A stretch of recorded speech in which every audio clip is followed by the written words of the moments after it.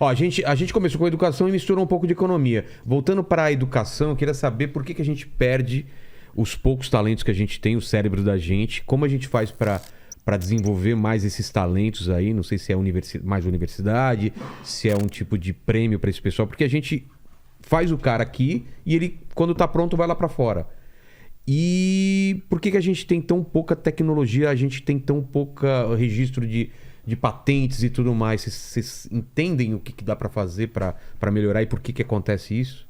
Falta de investimento, né? Primeiro ponto é falta de investimento em pesquisa e desenvolvimento, que hoje um sujeito que faz um doutorado ganha uma bolsa de R$2.000, de R$4.000, e claro que ele não vai ficar aqui, principalmente se ele desenvolve tecnologia de ponta. Como eu disse hoje, estava lá no Unifesp, o sujeito está desenvolvendo pesquisa para urologia, que é usada no mundo inteiro, né? O professor estava falando que a aluna dele, né, foi numa delegação lá, com um professor, 3 alunos, e que tinha estudante da Alemanha, tinha estudante dos Estados Unidos, etc. A aluna foi fazer uma exposição e ganhou o prêmio de melhor exposição de todas, dentre todos, competindo com um país desenvolvido com condições muito melhores do que a nossa.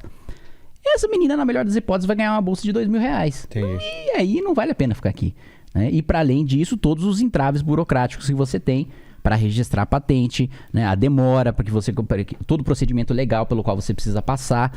A dificuldade que você tem também da iniciativa privada financiar, como o Orlando colocou que tem países, né, porque a iniciativa privada tem um laboratório e etc. A dificuldade que você tem hoje na legislação para você firmar uma parceria com a universidade pública, universidade privada ou universidade privada sem fins lucrativos, tem uma dificuldade imensa também para firmar esse tipo de parceria, por causa de uma mentalidade de que não pode haver uma relação mercadológica da universidade com a iniciativa privada, que para mim é uma bobagem, né? A iniciativa privada financiar pesquisa e desenvolvimento ajuda o país tanto quanto o governo investir em pesquisa e desenvolvimento. Nós temos experiências boas nas universidades públicas de parceria com o setor econômico, né? Eu poderia dar exemplo do SEMPES. O SEMPES é um laboratório da Universidade Federal do Rio de Janeiro, que numa associação com a Petrobras, investiu muito, desenvolveram tecnologia e a Petrobras extrai óleo 10 quilômetros debaixo da lâmina d'água. É muito complexo essa tecnologia, é muito sofisticado o trabalho que a Petrobras faz, é muito importante, tem muito valor agregado.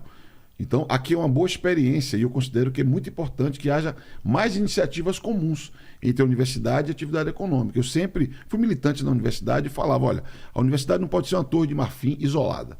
Ela tem que... A universidade ela tem um papel importante, por isso que é importante valorizar e financiar, para a pesquisa livre, para a pesquisa básica. A transformação da pesquisa básica em tecnologia, isso exige associações, que pode ser com o Estado, quando é um serviço, pode ser com empresa, quando é uma atividade de determinado ramo da economia. Então, eu considero que esse é um desafio. Mas eu queria introduzir um outro tema, que, para mim, é um problema conceitual do Brasil. Eu acho que o Brasil tem um pouco uma tradição bacharelesca, né? Das boas heranças que tivemos de Portugal. Mas o bacharelado tem um valor grande. E nós não valorizamos adequadamente o ensino técnico, o ensino tecnológico. Você vai em muitos países da Europa, países desenvolvidos, uma escola técnica, para usar uma alegoria que as pessoas vão entender aqui, o sujeito sai de lá com um bom salário. Porque a formação técnica é essencial. Você não vai ter um país de 100 milhões de bacharéis. Então, eu acredito que a valorização do ensino técnico, a valorização, inclusive com a remuneração, é muito importante para que você possa ter um sistema mais complexo de formação educacional. Porque a pesquisa e o desenvolvimento é um pedaço da atividade. Mas a nossa rotina, todo dia, aqui nesse programa, tem gente trabalhando para o programa estar no ar. Exato. Que teve uma formação técnica. Pelo menos que está fingindo que está trabalhando. No caso do Paquito, por exemplo. Então. Porra, Paquito. Porra, eu tava achando que você trabalhava, cara. Logo eu, né? Mas tudo bem. O que eu quero dizer, o cara tá tumultuando aqui. Deve implicar com a porra do ensino técnico. O ensino técnico é importante, mano. Então, eu fiz em tom de brincadeira, eu quero valorizar, porque isso aí no Brasil deve ser mais valorizado, entendeu? Eu também concordo com isso. Eu concordo plenamente. Né? Acho que falta prioridade, não só desse governo, mas dos governos anteriores, incluindo o governo Fernando Henrique, Collor, Sarney, não só de valorização do ensino técnico, mas do ensino básico também, para o sujeito chegar no técnico. Porque o mais pobre do mais pobre mesmo, ele não consegue sequer entrar no ensino médio. A gente está falando de uma evasão, porque vamos pegar hoje nos dados pós-pandemia, 40% de analfabetismo infantil.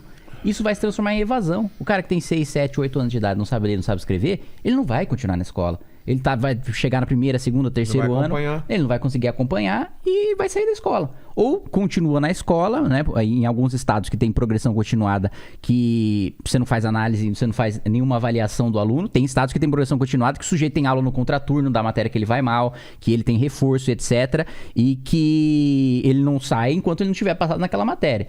Agora, nos estados que não tem acompanhamento nenhum, às vezes ele continua e sai sem saber nada. Então, eu pessoalmente também fiz técnico em processamento de dados num colégio público da Unicamp, Cotil e Limeira. Fundamental, né? Assim, eu vejo praticamente todos os meus colegas bem inseridos no mercado de trabalho. Às vezes nem na área da técnica que ele se formou, mas só o fato dele ter feito o colégio técnico ajudou já a ele ter contatos, a ele ter o conhecimento mais aprofundado em determinadas matérias para ele conseguir um emprego depois. Agora, esse é um debate difícil também de se enfrentar, principalmente com as esquerdas, porque tem uma distorção no Brasil do financiamento em relação ao ensino superior contra o financiamento no ensino básico. Estou falando que precisa diminuir no ensino superior? Não. Mas é desproporcional. Você investir 4 vezes mais na ponta, que em regra é quem teve mais condições para acessar, do que no básico, que é onde o mais pobre está. E é isso que acontece atualmente. Cara, o que eu vejo é que existe assim, a Constituição, tem esse desequilíbrio mesmo? A Constituição de 1988, ela criou muitas regras. Por exemplo, determina que 18% da receita da União seja investida em educação. Os estados e municípios são obrigados a investir 25%. A Constituição de 88 transferiu para estados e municípios muitas responsabilidades, mas concentrou a receita na União. Isso é verdade. A União recebe muito mais dos impostos, analisando no conjunto, tá? No conjunto da obra, do que estados e municípios. O que eu considero que seria adequado era nós fazermos uma repactuação da receita. Tem que ter, de fato, um peso maior de estados e municípios, e estados e municípios, numa lógica de sistema, serem responsáveis pela educação infantil, pelo ensino fundamental, pelo ensino médio. Em tendo mais recursos, em tendo a receita vinculada, nós teremos o suporte financeiro necessário para estados e municípios, porque eu não tenho a menor dúvida que deve caber à União a responsabilidade principal pelo ensino superior, pela ciência, pela pesquisa, porque não tem jeito. Se a União não tivesse essa responsabilidade, nenhum estado, nenhum município do país teria capacidade de sustentar algo que custa, que é caro, mas é estratégico para o país. Eu concordo parcialmente, porque acho que tem estados sim, tem capacidade de desenvolver e de, bom, você tem como exemplo a Unicamp, a USP, enfim, são universidades de excelência e que são principalmente mantidas pelo Estado, mesmo com a deficiência que a gente tem no Pacto Federativo que precisaria ser revisto. Principalmente o pacto em relação a São Paulo, em que a gente é espoliado em praticamente 90% do que a gente arrecada vai para a União. Da regra do Brasil. São Paulo tem potência para tudo, mas se você raciocinar um país, se você não tiver... Mas se houver a repactuação que você propõe, o Estado passa a ter capacidade. Se você não tomar cuidado, Kim, e não considerar... O Brasil tem muitas desigualdades. Sim. Uma das desigualdades é a desigualdade regional, que inclusive acaba nutrindo outras desigualdades sociais e econômicas no país. Então é importante tomar cuidado com isso, porque se São Paulo pode, o Rio mais ou menos, Minas alguma coisa...